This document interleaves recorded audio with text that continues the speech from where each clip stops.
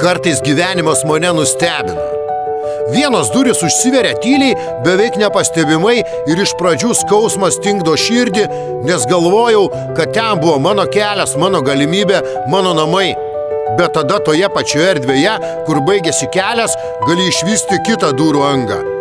Ne visada ji didelė ar šviesi, ne visada jos spyna pasirodo patogi ar pažįstama.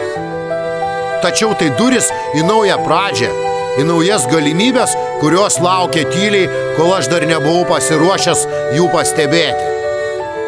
Ir supranti, gyvenimas niekada nepalieka tavęs be pasirinkimo. Tiesiog kartais reikia drąsos palikti praeitį, kad galėtum žengti į ateitį. Kartais uždarytos durys tai ne pabaiga, tai ženklas, kad kitos durys jau laukia, kad tavo kelias tik prasideda iš naujo. Real Dreams.